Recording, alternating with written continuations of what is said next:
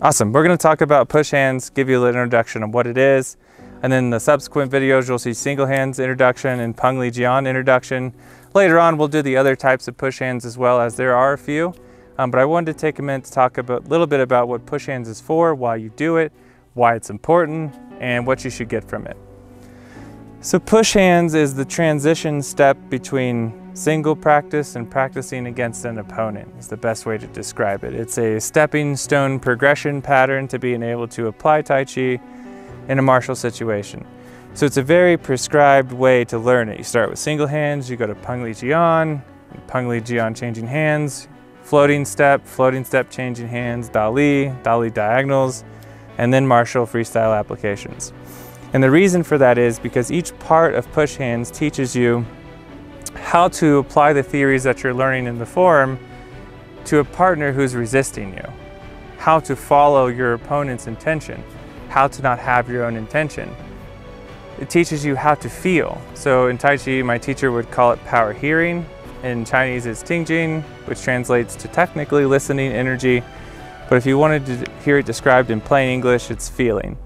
It's increasing your sensitivity of feeling because you've increased the structure within your body through practice, to where when someone pushes on it, you don't immediately tense up and lose your concentration of feeling, making your body even inside all over, even with external pressure, so you can still feel what's going on inside of your opponent. Because if you're not actively trying to feel your opponent's center, you're not going to be able to follow his movements. But if you're touching your opponent's center and he pushes, before the force arrives at you, you'll know what he's doing, because all force has to come from the center of mass.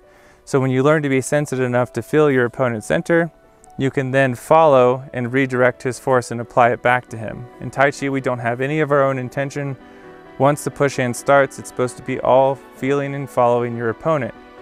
Once you do this, you'll find that very often there are a lot of what we call empty points in which you can attack and throw your opponent off balance. And push hands is really what teaches us to have that skill.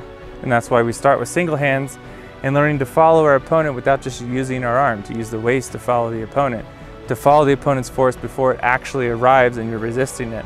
All of those things are really to improve your listening energy, your ability to feel your opponent's actions before they play out through sensitivity. And that sensitivity comes from relaxation, body straight, use the waist to lead the movements, neither over nor under.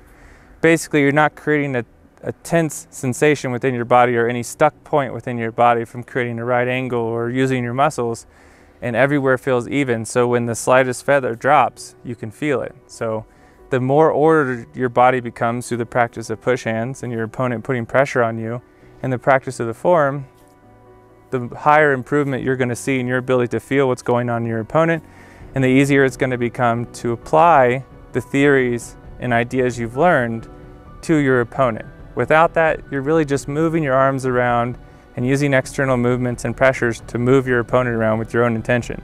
And that's not Tai Chi. Tai Chi is about following your opponent to make them off balance, and as soon as they're off balance, taking advantage of the opening that was created from them losing their balance and instinctually having to recover it. In that moment, there's a gap in timing in which all people are vulnerable. And if you can learn to feel and capture that gap through the practice of push hands, applying the theories in a martial situation becomes much easier. And that's why it's a progressive pattern where it keeps making the push hands harder over a long period of time until you can relax in any situation and always apply power hearing and follow your opponent's pressure. So whether it's starting with single hand, going to Peng Li Jian floating step is no joke, 15-20 minutes of that and you're ready to die on the floor. You know, Dali, 5 minutes of it, and if you can last longer than 5 minutes, I'd be super impressed with the full big step Dali, because it's extremely excruciating. But through that practice and repetitive nature of that, you learn to be relaxed in any situation, so that when you're in a martial situation, you can still apply Tai Chi, you can still follow your opponent, and you can still feel what's going on. Because if you can't, you're just doing external martial arts, and that's not the point. So that's a little bit about push hand, what it's for, the progression of it. I hope you enjoyed that. That's it for now. Carry on.